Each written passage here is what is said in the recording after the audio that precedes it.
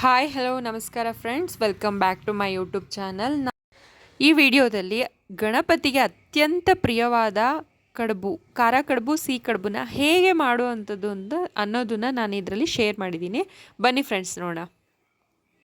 ಮೊದಲಿಗೆ ನಾನಿಲ್ಲಿ ಕಡಲೆಬೇಳೆನ ನೆನೆಸಿಟ್ಕೊಂಡು ಅದನ್ನು ಮಿಕ್ಸಿಗೆ ಹಾಕ್ಕೊಂಡು ಅದಕ್ಕೆ ನಾನು ಚಕ್ಕೆ ಲವಂಗದ ಪೌಡರು ಮತ್ತು ಶುಂಠಿ ಬೆಳ್ಳುಳ್ಳಿ ಮತ್ತು 2-3 ಹಸಿಮೆಣ್ಸಿನ್ಕಾಯಿನ ಹಾಕ್ಕೊಂಡು ರುಬ್ಕೋತಾ ಇದ್ದೀನಿ.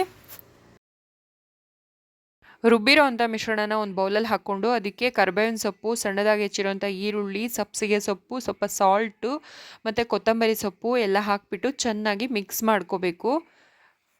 ಒಂದು ಬಾಣಲೆಯಲ್ಲಿ ನೀರನ್ನು ಇಟ್ಬಿಟ್ಟು ಅದಕ್ಕೆ ಸ್ವಲ್ಪ ಉಪ್ಪನ್ನು ಹಾಕಿ ಅದು ಕುದಿವಾಗ ಅಕ್ಕಿ ಹಿಟ್ಟನ್ನು ಹಾಕ್ಕೊಂಡು ರೊಟ್ಟಿ ಅದಕ್ಕೆ ನಾವು ಅದನ್ನು ಮಿಕ್ಸ್ ಮಾಡಿ ಇಟ್ಕೋಬೇಕು. ಚೆನ್ನಾಗಿ ಅದನ್ನು ನಾದ್ಕೊಂಡು ಸಣ್ಣ ಸಣ್ಣ ಬಿಲ್ಲೆಗಳನ್ನಾಗಿ ಮಾಡಿಕೊಂಡು ಚಿಕ್ಕದಾಗಿ ತಟ್ಕೊಂಡು ಒಂದು ಸ್ಟಫಿಂಗ್ನ ಅದ್ರ ಮೇಲೆ ಇಟ್ಬಿಟ್ಟು ಕರ್ಜಿಕಾಯಿ ಥರ ಫೋಲ್ಡ್ ಮಾಡಿ ಆ ಕಡೆ ಈ ಕಡೆ ಓಪನ್ ಇಡಬೇಕು ಬೇಯೋದಕ್ಕೋಸ್ಕರ.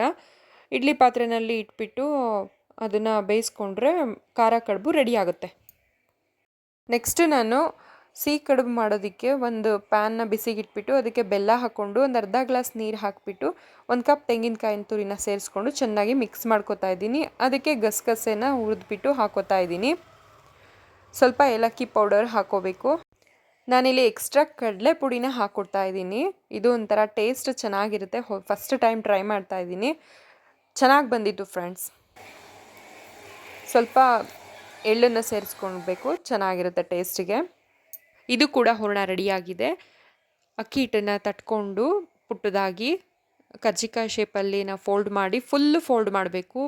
ಸ್ವೀಟ್ ಕಡುಬು ಬೇಯಿಸುವಾಗ ಹಾಕಿ ಒಂದು 10 ನಿಮಿಷ ಬೇಯಿಸ್ಬಿಟ್ರೆ ಸಿಹಿ ಕಡುಬು ರೆಡಿ ಆಗುತ್ತೆ. ಸಿಹಿ ಕಡುಬು, ಖಾರ ಕಡುಬು ಎಷ್ಟು ಈಸಿಯಾಗಿ ಬೇಗನೆ ಮಾಡ್ಕೋಬೋದು ನೋಡಿ. ಇದು ರೆಡಿಯಾಗಿದೆ ಫ್ರೆಂಡ್ಸ್. ನಾನಿಲ್ಲಿ ಖಾರ ಸ್ವೀಟು 2 ಮಾಡ್ಕೊಂಡಿದ್ದೆ. ಇದು ಖಾರ ಕಡುಬು, ಇದಕ್ಕೆ ಚಟ್ನಿ ಸಖತ್ತಾಗಿರುತ್ತೆ ಕಾಂಬಿನೇಷನು. ಮತ್ತು ಇದು ಸ್ವೀಟ್ ಕಡುಬು, ಇಲ್ಲಿ ನೋಡ್ತಾ ಇರ್ಬೋದು ನೀವು. ಇದಕ್ಕೆ ತುಪ್ಪ ಚೆನ್ನಾಗಿರುತ್ತೆ, ಇದಕ್ಕೆ ಚಟ್ನಿ ಚೆನ್ನಾಗಿರುತ್ತೆ ಫ್ರೆಂಡ್ಸ್. ಒಂದಕ್ಕಿಂತ ಒಂದು ರುಚಿಯಾಗಿತ್ತು. ನೀವು ಮಾಡಿ ಹೇಗಿತ್ತು ಅಂತ ಕಮೆಂಟ್ ಮಾಡಿ ತಿಳಿಸಿ. Thank you for watching. Bye, take care friends.